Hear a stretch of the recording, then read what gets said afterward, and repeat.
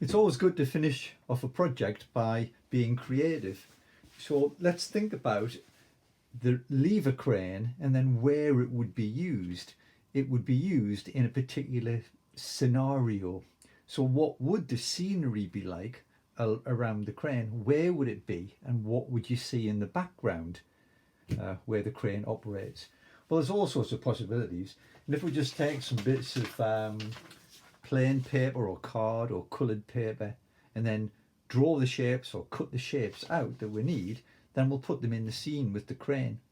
So for example, if the scene was where the crane would load a ship or unload a ship, then you might need a ship in the background. So that's just a silhouette cut out, but we could add all of the sort of detail onto it, the windows, the portholes, an anchor chain, all sorts of things like that. That could be in the background. You might need people. So do some simple cutouts of people. I'm sure you've all seen this before, where what you do is, if you've got a little piece of paper like that, about that size,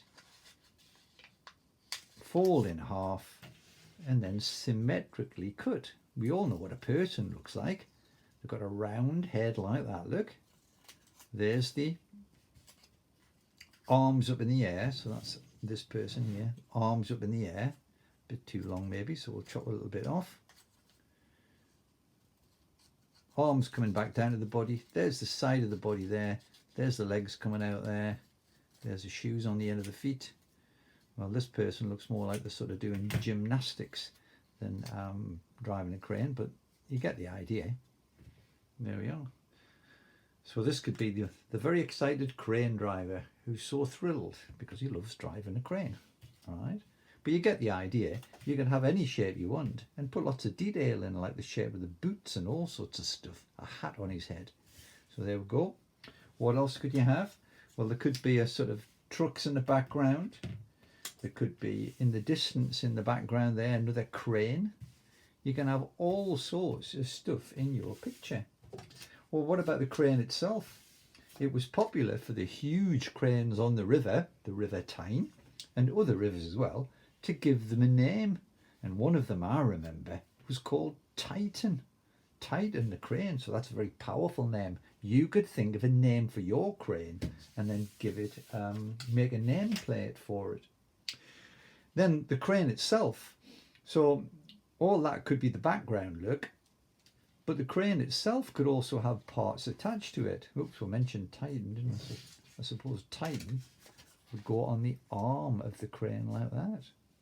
And then here's the crane driver, and here's the levers, and then maybe there's all sorts of other things you could add onto it.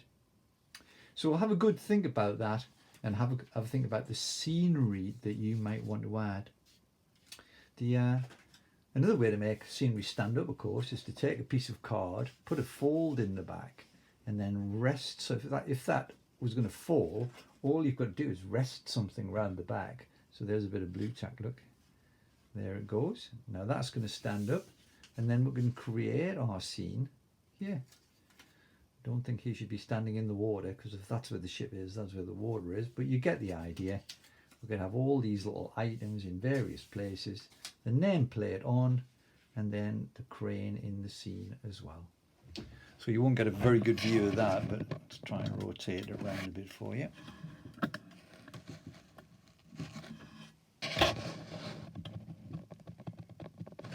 And then the crane would be part of that there. The mighty Titan. I'm sure you can come up with your own creative ideas. It needn't be a scene of industry. You might want to do a scene where it's sort of a fun use of a crane, and that could be that sort of fishing game idea. Maybe the crane at sea, catch